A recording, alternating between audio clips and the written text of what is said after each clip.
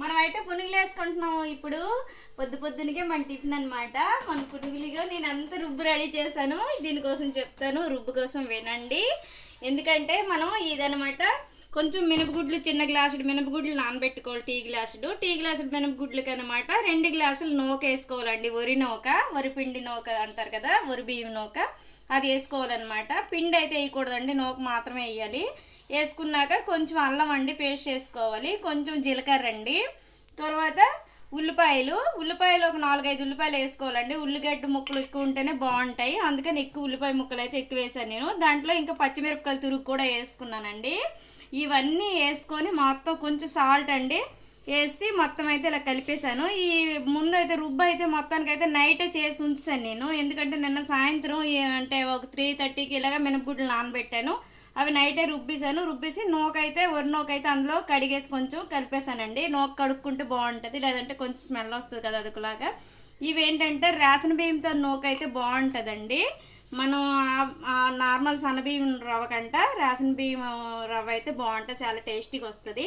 దానికోసం తయారీ విధానం అంతా చెప్పాను కదా, ఏమేమి కావాలో. దాంట్లో కావాలంటే లైట్గా మనం కొత్తిమీర, కరివేపాకు కూడా కొంచెం తొరుక్కొని వేసుకోవచ్చు. కాకపోతే నేను వేయలేదు, అవి మా ఇంట్లో నచ్చదు అవి వేస్తని.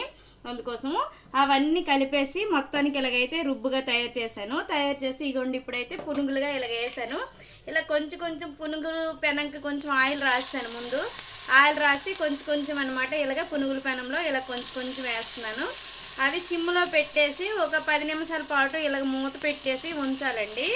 నేను ఇగో అన్ని నిండేసేస్తున్నాను, పునుగుల పెనం నిండేసేస్తున్నాను. మనకి ఎన్ని కావాలంటే అన్ని వేసుకోవచ్చు. కాకపోతే మన ఇంట్లో ఎక్కువ ఫ్యామిలీ ఉంటే 2 ట్రిప్లు 3 ట్రిప్లు వేసుకుంటే సరిపోద్ది. కాకపోతే నేను ఎందుకంటే మా పిల్లలు అందరి కోసం అనేసి నేను కొంచెం ఎక్కువ వేసేస్తున్నాను. ఇప్పుడు పెనం నిండా వేసాను, అందుకే ఈ రుబ్బు అయితే ఇలా కలిపానండి.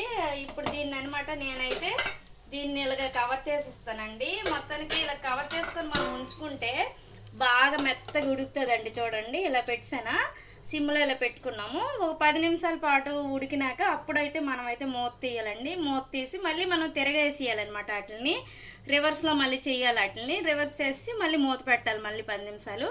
అప్పుడనమాట మనకు బాగా ఉడుకుతాయి. లేదా తొందరగా తీసేస్తాము అనేసి అనుకుంటే తొందరగా అయితే అంత తొందరగా ఉడకవండి. అందుకోసం మనం కొంచెం టైం పడుతుంది. కొంచెం చేసేసరికి ఓపిక మీద చేయాలండి. ఎందుకు అంటే జీలకర్ర, అల్లము, తర్వాత ఉల్లిపాయ ముక్కలు, పచ్చిమిరపకాయ ముక్కలు ఇవన్నీ వేసి ఉంటాం కదా, మళ్ళీ బియ్యం రవ్వ కూడా వేసి ఉంటాం కదా, ఇవన్నీ ఉడకాలి. ఇవన్నీ ఉడికితే కదా మనకు టేస్ట్ వస్తుంది. దీంతో పల్లి చట్నీ కానీ, లేదంటే నువ్వుల చట్నీ కానీ, పుట్నాల పప్పు చట్నీ కానీ ఏదైనా చేసుకోవచ్చు. టమాటా చట్నీ కానీ చేసుకోవచ్చు. అండి ఇగోండి చూసారా ఎంత బాగా ఉడికాయో పునుగులు. ఇలాగ ఉడికితే చాలండి, బాగా వచ్చేస్తాయి మనకి నీట్గా. చూడండి ఇలాగ అన్నీ మళ్ళీ కాసేపు ఇలాగ ఉంచేయాలండి. ఇలాగ ఉంచిస్తే చాలండి. ఇంకా బాగా ఉడికిపోయాయి చూడండి, మాడిపోకుండా మంచిగా ఉడికాయి. నేనైతే ఎప్పుడు కూడా ఇలాగ మా పిల్లలకి ఇలా చేసి పెట్టిస్తే వీటికి అంటారు, ఏంటి మమ్మీ బాల్లా అనేసి అడుగుతారనమాట. అలాగనమాట నేను ఈ బాల్ లెక్క ఇలా తయారు చేస్తాను.